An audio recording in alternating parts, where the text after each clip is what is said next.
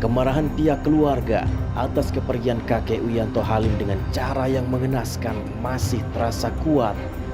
Keyakinan bahwa ada unsur lain yang menjadi latar belakang kasus ini tidak hilang begitu saja. Apalagi sosok kakek Wiyanto cukup dekat dengan putri-putrinya. Oke, itu makanya Mbak yang menjadi alasan kenapa kok selama ini menggunakan supir ketika bepergian kemanapun? Enggak, bukan itu alasannya. Kalau alasannya ya karena papa saya udah tua. Satu, ya saya mau dia didampingin terus gitu. Kan ya walaupun dia kadang nekat gitu, nggak mau, udah pokoknya saya bawa sendiri ya. Tetap nggak boleh kalau sepengetahuan saya ya. Dari jam 1 siang kan sudah keluar rumah ya? Terus kemudian sampai malam ya berarti itu Mbak ya? Nggak ada kontak sama sekali ya? Sama saya nggak ada kontak. Sama Ibu Mbak Ica dan juga orang-orang di rumah sini nggak ada kontak sama sekali? Nggak ada kontak sama sekali. Saya taunya itu di tanggal hari Minggu jam 5 pagi pembantu WA saya, Bu, Bapak nggak pulang apa Bapak nginep di rumah Ibu gitu. Saya tanya suster, coba liatin mobil ada nggak di rumah gitu kan. Terus dia bilang, Bu, nggak ada mobilnya Bapak. Coba cari di kamar ada nggak gitu kan. Cari nggak ada juga. Terus saya marah. Sampai beberapa kali saya telepon, dari telepon handphone papa saya telepon ke saya. Saya pikir, oh bener nih, papi telepon udah agak Lega gitu lega, papi telepon. Cuman pas saya angkat saya marah. Terus saya bilang, halo papi, aku gituin kan. Itu nggak ada suara. Setelah beberapa detik itu ada suara, kok beda. Saya marah, mana papa saya gitu, kasih handphonenya ke papa saya. Terus ternyata dia memperkenalkan diri, maaf kita dari Polres, ada insiden sekarang sudah ditangani oleh Polres. Saya nanya, sekarang gimana kondisi papa saya gitu kan. Terus ya saya disuruh langsung ke rumah sakit Cipto. Saya mau keadilan ditegakkan. Saya mau pelaku dihukum yang seberat-beratnya. Karena setelah menghilangkan nyawa papa saya nggak terima papa saya mati sia-sia seperti ini. Pandangan yang sama juga disampaikan tim kuasa hukum korban yang pada saat bersamaan sedang mengurusi kasus sengketa tanah di wilayah Tangerang. Sebagaimana keluarga, tim kuasa hukum korban berharap polisi mendalami kemungkinan adanya motif lain dalam kasus ini.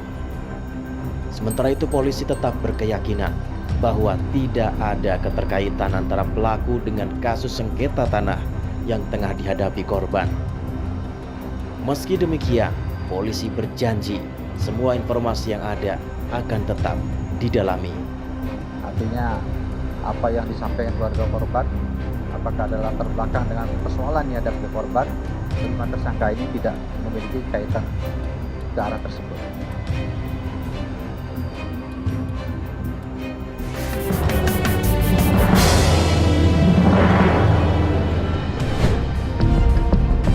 Menanggapi kemungkinan adanya motif lain dalam kasus ini, pakar psikologi forensik Reza Indragiri Amril menyebutkan kemungkinan tersebut kecil.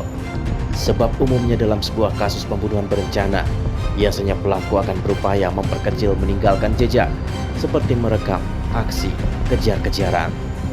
Tadi Bang Reza mengatakan bahwa ini tidak ada motif instrumental. Ini apa yang menjadi pertimbangan atau dasar ya Bang Reza? Kalau motif instrumental, berarti kita punya asumsi orang ini punya perencanaan. Orang-orang ini punya perencanaan.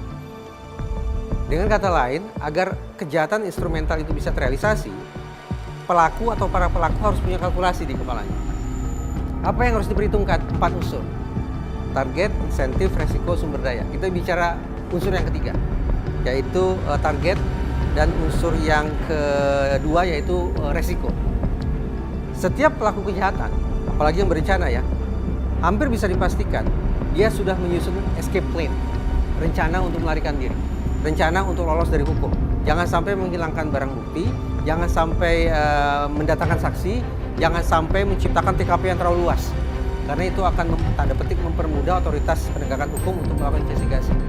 Dalam kasus ini pelakunya berapa?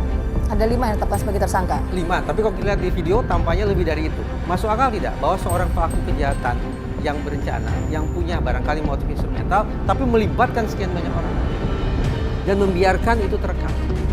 Nah itu tadi saya katakan kenapa kok saya sanksi apa ini kejahatan instrumental atau kejahatan emosional. Dengan logika atau penalaran yang saya kemukakan barusan, per detik ini saya masih sanksi apakah ini sebuah kejahatan instrumental atau tidak. Tetapi jadi catatan tadi saya katakan sekian banyak orang itu kan belum tentu bertemu secara berencana.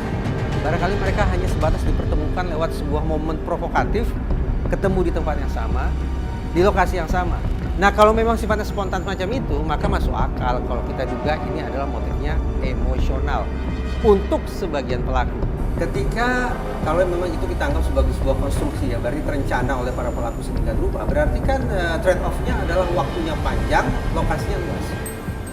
Itu tidak masuk hitung-hitungan. Kenapa? Karena justru mempermudah otoritas kepolisian untuk melakukan investigasi. Saya bayangkan dalam TKP yang sedemikian luas ada sekian banyak CCTV yang menyorot. Dalam rentang waktu yang sedemikian panjang barangkali akan ada sekian banyak saksi pula yang menyaksikan. CCTV, kemudian saksi, kemudian tertinggalnya sidik jari di sana sini, meninggalkan barang bukti berserak di sana sini. Itu yang saya ragu bahwa ini terencana. Kalau itu terencana, semestinya itu harus diminimalkan. Jangan sampai TKP-nya terlalu luas, jangan sampai barang buktinya terlalu banyak, jangan sampai saksinya terlalu banyak. Harus sesedikit mungkin untuk memastikan bahwa aksi kejahatan ini bisa tuntas dan proses hukum bisa disiasati. Sekali lagi, kita kan acuannya adalah pemberitaan di media massa ya. Kalau sejauh yang ditangkap oleh pihak kepolisian, yang kabarnya mereka katakanlah terprovokasi oleh seruan maling, lalu secara spontan sekian banyak orang itu langsung memburu kendaraan tersebut, memburu mobil tersebut, maka ini yang emosional. Ini yang emosional. Mereka tidak ada sangkut pautnya dengan upaya menjadikan peristiwa itu sebagai cara untuk mendapatkan manfaat tertentu, kekayaan, ngambil mobil atau apapun tidak. Tapi emosional karena terprovokasi. Sebaliknya, yang belum diamankan oleh polisi, barangkali di situ instrumentalnya. Barangkali di situ instrumental. Tadi saya katakan, ya, paling tidak per detik ini saya tidak bisa secara definitif mengatakan motifnya kemana. Tetapi karena pelakunya ternyata banyak, saya bayangkan di sini ada aktor intelektualnya, di sini ada eksekutornya, di sini ada fasilitatornya. Jadi motifnya lebih dari satu. Penyidikan atas kasus tewasnya seorang kakek berusia 89 tahun akibat dikeroyok sampai saat ini masih bergulir. Banyak sekali pertanyaan publik. Adakah unsur keterlibatan pihak lain dalam kasus ini? Tentu kita akan tunggu bagaimana perkembangan penyidikan dari pihak kepolisian.